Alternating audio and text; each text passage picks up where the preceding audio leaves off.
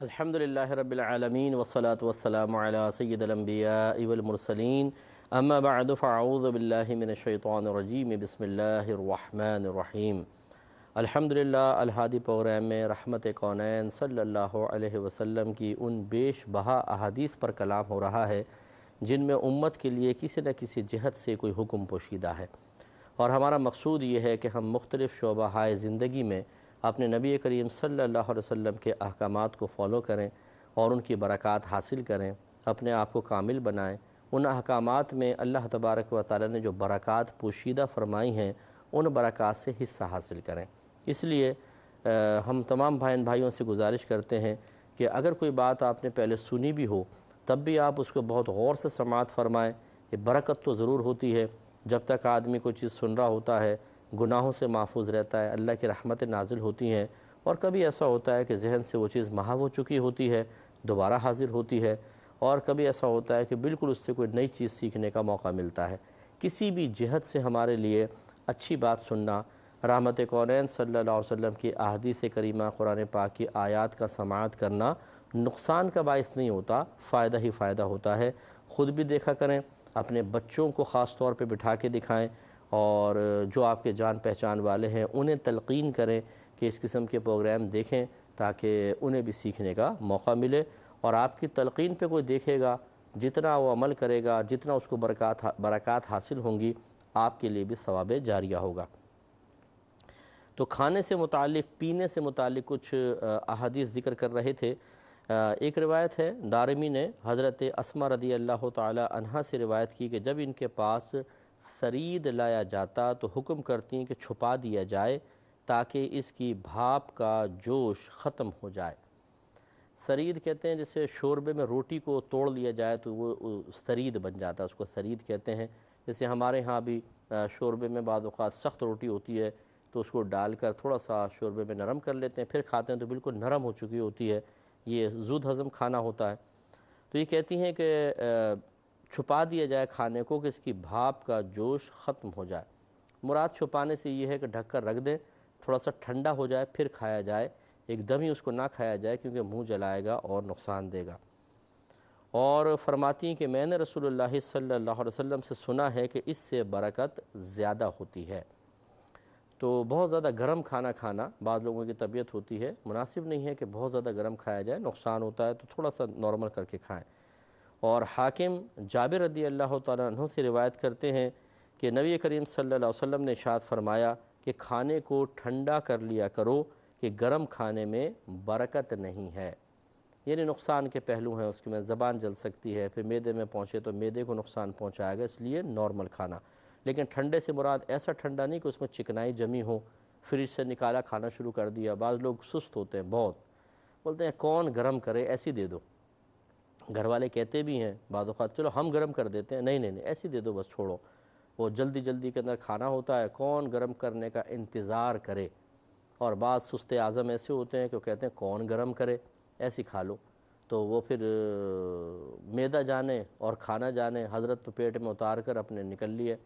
یہ غلط طریقہ کار ہوتا ہے، سنت کو فالو کرنا چاہیے۔ تو یہاں ٹھنڈے سے مراد ایسا ٹھنڈا نہیں ہے کہ جو بالکل جم جائے اور جا کے معدے میں نقصان پہنچائے، راتوں کے اندر جم جائے، بلکہ مراد ہے کہ اس کی گرمی کم از کم تھوڑی بہت نکل چکی ہو، پھر اسے کھا سکتے ہیں۔ اگلی روایت کی طرف آتے ہیں۔ صحیح مسلم میں انس رضی اللہ تعالی عنہ سے مروی ہے کہ نبی کریم صلی اللہ علیہ وسلم نے فرمایا کہ اللہ تعالیٰ اس بندے سے راضی ہوتا ہے کہ جب لقمہ کھاتا ہے تو اس پہ اللہ کی حمد کرتا ہے، اور پانی پیتا ہے تو اس پر اللہ کی حمد کرتا ہے۔ اس کا مطلب یہ ہے کہ اگر کوئی کھانا کھاتے ہوئے لقمے پر الحمدللہ کا لفظ کہہ لے، یا پانی پی کر یہ کھانا کھانے کے بعد کم از کم الحمدللہ کہہ لیتا ہے، تو یہ گویا کہ اللہ کی حمد کی، ایک طرح سے اللہ کا شکر ادا کیا، تو اللہ تبارک و تعالیٰ ایسے بندے سے راضی ہوتا ہے۔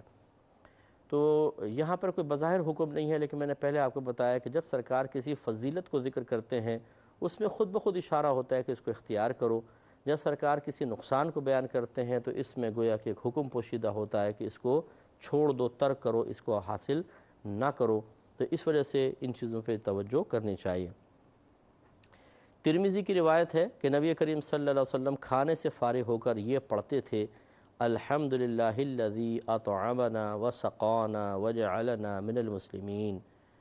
تمام تعریفیں یا تمام خوبیاں اللہ تبارک و تعالیٰ کے لیے ہیں، جس نے ہمیں کھلایا اور ہمیں پلایا اور ہمیں مسلمانوں میں سے بنایا۔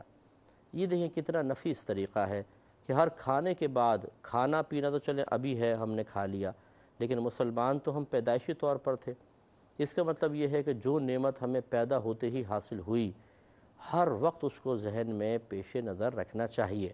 اور خصوصاً مسلمان ہونے کی نعمت۔ میں بارہا آپ کی خدمت میں گزارش کرتا رہتا ہوں کہ اللہ تعالیٰ اگر چاہتا تو اپنے عدل و انصاف سے آپ کو مجھے کسی غیر مسلم کے گھر میں پیدا کرتا، ہم ساری زندگی بت پرستی کرتے رہتے، یا عیسیٰ علیہ السلام کو یا موسیٰ علیہ السلام یا عزیر علیہ السلام کو اللہ کا بیٹا مان رہے ہوتے، بی بی مریم کو معاذ اللہ ثم معاذ اللہ کی زوجہ قرار دیتے، فرشتوں کو اللہ کی بیٹیاں قرار دیتے، یا آگ کی پوجا کرتے، سورج کی پوجا کرتے، اور اسی میں پوری زندگی گزار کر جب مرتے تو ہمیشہ ہمیشہ ہمیشہ کے لیے جہنم میں جاتے اور نعمت اور جنت کی نعمتوں سے محروم ہوتے۔ بری موت آتی، عذابات قبر، میدان محشر میں ذلت، رسوائی، ندامت، پچھتاوا، بھوک، پیاس، گرمی، یہ تمام چیزوں کا سامنا کرنا پڑتا اور پھر ہمیشہ ہمیشہ کے لیے جہنم۔ لیکن اللہ نے اپنے فضل و کرم سے مسلمان گھرانے میں پیدا کیا اور بغیر طلب کی یہ پیدا کیا، ہم نے تو نہیں مانگا تھا، اس لیے ان نعمتوں کا احساس رکھنا چاہیے۔ چنانچہ معلوم ہوا کہ یہ تلقین ہماری طرف سے نہیں، یہ تو خود میرے آقا صلی اللہ علیہ وسلم کی طرف سے تلقین ہے۔ ایک طرح سے ہمارا ذہن بنایا گیا ہے کہ ہر کھانے کے بعد آپ یہ دعا پڑھیں، تو اس میں ایک شکر ہے مسلمان ہو جانے پر، گویا کہ یہ وہ نعمت ہے جس کو ہر کھانے کے بعد بھی یاد رکھنا چاہیے۔ تو اس لیے ضروری نہیں ہے کہ کھانے کے بعد ہی، ویسے آپ کبھی دعا مانگیں تو ہر دعا میں اللہ کی بارگاہ میں یہ شکر ادا کر لیا کریں۔ ہر دعا میں نہیں تو جب یاد آئے فوراً کر لیں کہ اللہ تیرا بڑا شکر ہے، تو نے مجھے مسلمان بنایا، اپنے نبی کریم صلی اللہ علیہ وسلم کی امت میں پیدا فرمایا اور اہل محبت میں سے رکھا، سرکار سے پیار کرنے والا، سرکار سے محبت کرنے والا بنایا۔ ورنہ بعض مسلمان کہلانے والے ایسے ہیں کہ جو نبی کریم صلی اللہ علیہ وسلم سے وہ عقیدت اور محبت نہیں رکھتے ہیں جو مطلوب شرع ہے۔ تو اللہ تعالیٰ نے ہمیں پیار محبت کرنے والا بنایا، اس پر بھی اللہ کا شکر ادا کرنا چاہیے۔ اور یہ روایت دیکھیں، ترمذی ابو ہریرہ رضی اللہ تعالیٰ عنہ سے روایت کرتے ہیں کہ نبی کریم صلی اللہ علیہ وسلم نے ارشاد فرمایا، کھانے والا شکر گزار ویسا ہی ہے جیسے روزہ دار صبر کرنے والا۔ یہ کتنی بڑی بات ہے، آپ دیکھیں کہ کھا رہا ہے اور شکر کر رہا ہے اللہ تعالیٰ کا، یہ شخص اس طرح ہے کہ جو روزہ رکھے اور صبر کرے۔ اس کا مطلب یہ ہوا کہ روزہ رکھنا بہت باعث برکت ہے، اس پر صبر کرنا باعث برکت ہے، لیکن بعض اوقات انسان کھانا کھا کر بھی ایسا ثواب حاصل کر لیتا ہے کہ جو بعض اوقات روزہ دار نہیں کر پاتا۔ مثال کے طور پہ روزہ رکھا ہوا ہے لیکن شکوے کے ساتھ رکھ رہا ہے، بیزاریت کے ساتھ، بوجھ سمجھ کے رکھ رہا ہے۔ جیسے بعض اوقات ہوتا ہے، ہمارے بعض بھائی جو ہارڈ ورکنگ کرتے ہیں وہ مطلب زبان پہ نہیں لاتے لیکن دل ہی دل میں برا کہہ رہے ہوتے ہیں رمضان کو کہ یار یہ کیا روزے آ جاتے ہیں، بڑا مسئلہ ہوتا ہے، اتنا کام اور اتنی ہارڈ ورکنگ، بھوک اتنی لگ رہی ہے، پیاس اتنی لگ رہی ہے وغیرہ وغیرہ، صبر نہیں کر پاتے۔ تو ایسا روزہ رکھنے والا اس ثواب کو نہیں پا سکتا جو اللہ تعالیٰ نے خاص روزے داروں کے لیے رکھا ہے۔ اس کے برعکس اگر کوئی کھانا کھائے اور اللہ کا شکر ادا کرتا ہے، اس پہ حمد بجا لاتا ہے، تو اس کے لیے بڑا ثواب ہے۔ تو اس کا مطلب ہوا کہ بعض شکر کرنے والے اور صبر کرنے والے، روزہ رکھ کے صبر کرنے والے یہ برابر ہوتے ہیں، جبکہ یہ کھانا کھا کے شکر کرے، یہ روزہ رکھ کر صبر کرے۔ بعض اوقات کھانا کھانے والا شکر کرنے والا روزہ رکھنے والے سے افضل ہو جائے گا، جبکہ روزہ رکھے بے صبری کرے۔ اور بعض اوقات یہ بھی ہوگا کہ روزہ رکھ کر صبر کرنے والا کھانا کھانے والے سے افضل ہو جائے گا، جبکہ وہ کھانا کھائے اور شکر نہ کرے۔ تو یوں مطلب یہ کہ ہم کسی ایک کے بارے میں نہیں کہہ سکتے کہ جی کھانا کھانا افضل ہے، روزہ رکھنا افضل ہے، اس کے ساتھ ایک قید ہے، ایک شرط ہے، کھانا کھائے اور شکر گزاری کرے۔ اور میں نے شکر گزاری کا مفہوم آپ کو بتایا تھا، خالی یہ نہیں کہ زبان سے کہہ دینا کھانا کھایا پیٹ بھر کے خوب ڈٹ کر اور الحمدللہ رب العالمین کہہ دیے کافی ہے، بلکہ شکر کا مطلب ہے کہ تینوں طریقوں سے شکر ادا کرنا، زبان سے، اپنے دل سے اور ظاہری اعضاء سے۔ اب ہمیں اندازہ ہوگا کہ بھئی شکر ادا کرنا آسان نہیں ہوتا، شکر باللسان یعنی زبان سے شکر ادا کرنا یہ ہے کہ ہم زبان سے کہیں اللہ تیرا بہت شکر ہے، الحمدللہ رب العالمین، جسے ہم کہتے ہیں، یا بچوں سے کہتے ہیں کوئی اچھی نعمت کھا لی، بیٹا اللہ کا شکر ادا کرو، اللہ نے ہمیں نعمت عطا فرمائی، یہ زبانی شکر ہے۔ ایک ہوتا ہے دل میں نعمت کا شکر ادا کرنا، وہ ہے نعمت کا اقرار کرنا، اعتراف کرنا، اس کا احساس کرنا کہ ہاں یہ اللہ نے نعمت عطا فرمائی ہے۔ مثلاً آپ پیزا کھا رہے ہیں مثال کے طور پر، اب آپ غور کریں کتنے لوگ ہوں گے جو پیزا کھاتے ہوں گے۔ ہمارے کراچی میں اگر 2.5 کروڑ کی آبادی ہے تو میں کہتا ہوں اس میں کئی لاکھ لوگ ایسے ہوں گے جنہوں نے کبھی پیزا اپنے ہاتھ میں لے کر نہیں دیکھا ہوگا، اچھی نعمتیں اپنے ہاتھ میں لے کر نہیں دیکھی ہوں گی، بیچارے کھانا تو بہت دور کی بات، اللہ تعالیٰ نے نعمت عطا فرمائی۔ تو انسان دل ہی دل میں سوچے کہ اللہ تیرا بڑا شکر ہے کہ دیکھ تو نے کتنی نعمت عطا فرمائی ہیں میرے پاک پروردگار، اور کتنے میرے مسلمان بھائی بہنوں کو اس سے محروم رکھا ہے۔ خصوصاً باہر کے ملکوں میں رہنے والے جو ہمارے بھائی بہن ہیں وہ بے شمار نعمتوں کو حاصل کیے ہوئے ہیں، قانون کی بالادستی ہے، وہاں پر امن ہے، مطلب چوری چکاری کم ہے، کرپشن کم ہے، آپ کو سکون زیادہ ہے، خالص غذائیں ہیں، فضا بڑی صاف ستھری ہے، جو آپ ٹیکس دیتے ہیں اس کا اچھا استعمال ہے، پھر اس کے بعد اور بینیفٹس آپ کو سینکڑوں قسم کے ملتے ہیں۔ تو ہمارے جو چھوٹے ممالک ہیں، مسلمان ممالک، ان میں ہزار بلکہ کروڑوں میں کہوں تو بیجا نہیں ہے کہ لوگ ان نعمتوں سے محروم ہیں۔ تو ان نعمتوں کا شکر ادا کرنا چاہیے۔ تو ایک قلبی شکر یہ ہے کہ اعتراف نعمت، ان کا احساس،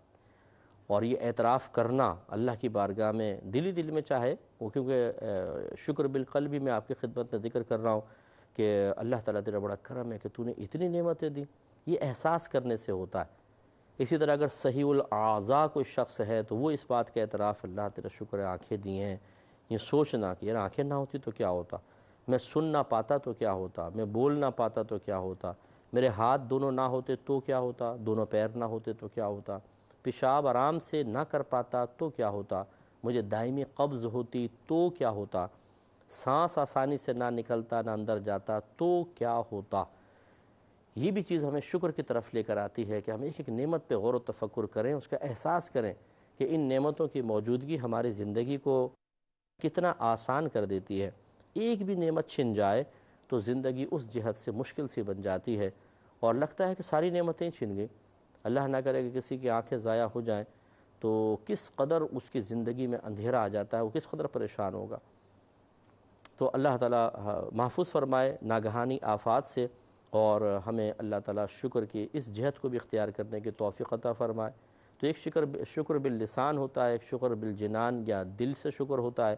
اور تیسرا ہوتا ہے کہ اللہ نے جو نعمت دی اسے اس کی فرما برداری میں خرچ کیا جائے،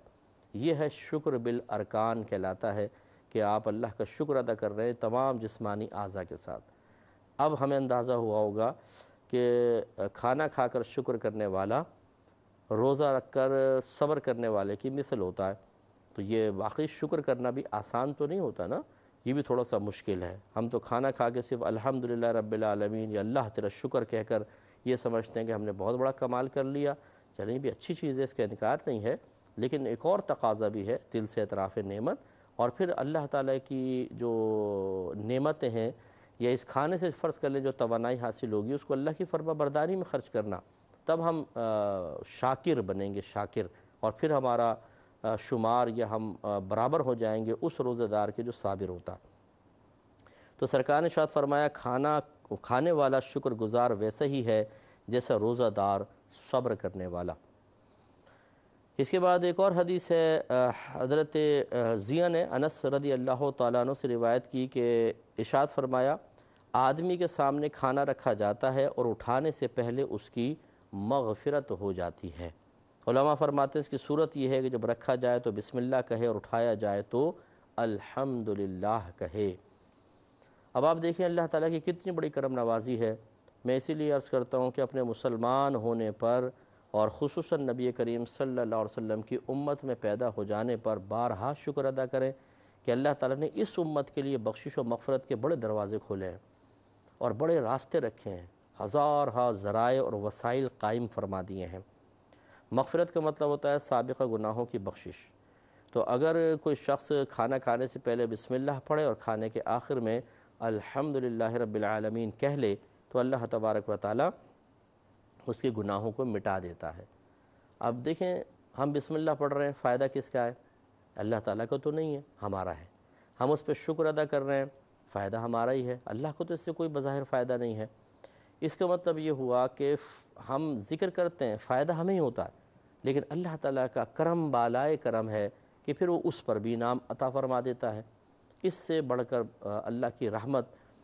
کو کس طریقے سے ہم جان سکتے ہیں کہ وہ کس قدر مہربان رب ہے کہ ہمارے لیے خود ہی مغفرت کا سامان پیدا کرتا ہے، وہ عمل پیرا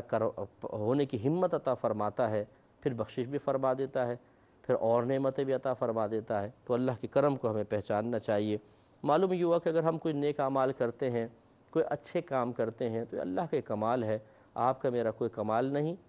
تو چنانچہ نیک عمل کرنے کے بعد نہ تو ہمیں کوئی عجب و خود پسندی میں مبتلا ہونا چاہیے، نہ اپنے بارے میں کوئی بڑی بڑی بڑکیں مارنی چاہیے۔ یہ صرف اللہ کا کرم ہے اور کمال ہے کہ وہ بندے کی طرف متوجہ ہو کر اس کو بہت سے کاموں کی توفیق دے دیتا ہے۔ ابن ماجہ نے عائشہ صدیقہ رضی اللہ تعالی عنہا سے روایت کی کہ رسول اللہ صلی اللہ علیہ وسلم نے کھانے پر سے اٹھنے کی ممانعت کی جب تک کھانا اٹھا نہ لیا جائے۔ یعنی کھانا سامنے رکھا ہے تو دسترخوان پہ آپ کھا رہے ہیں تو پہلے کھانا اٹھائیں پھر افراد اٹھیں۔ اس کی تھوڑی وضاحت کرتا ہوں، اگلی حدیث پہلے دیکھ لیں کہ ابن ماجہ نے عبداللہ بن عمر رضی اللہ تعالی عنہما سے روایت کی کہ رسول اللہ صلی اللہ علیہ وسلم نے فرمایا کہ جب دسترخوان لگایا جائے تو کوئی شخص دسترخوان سے نہ اٹھے جب تک دسترخوان نہ اٹھا لیا جائے، اور کھانے سے ہاتھ نہ کھینچے اگرچہ کھا چکا ہو جب تک سب لوگ فارغ نہ ہو جائیں، اور اگر ہاتھ روکنا ہی چاہتا ہے تو معذرت پیش کرے، کیونکہ اگر بغیر معذرت کیے ہاتھ روک لے گا تو اس کے ساتھ دوسرا شخص جو کھانا کھا رہا ہے شرمندہ ہوگا، وہ بھی ہاتھ کھینچ لے گا اور شاید اس کو کھانے کی حاجت باقی ہو۔ اس کی انشاءاللہ وضاحت میں اگلے پروگرام میں عرض کروں گا۔ وآخر دعوانا ان الحمدللہ رب العالمین۔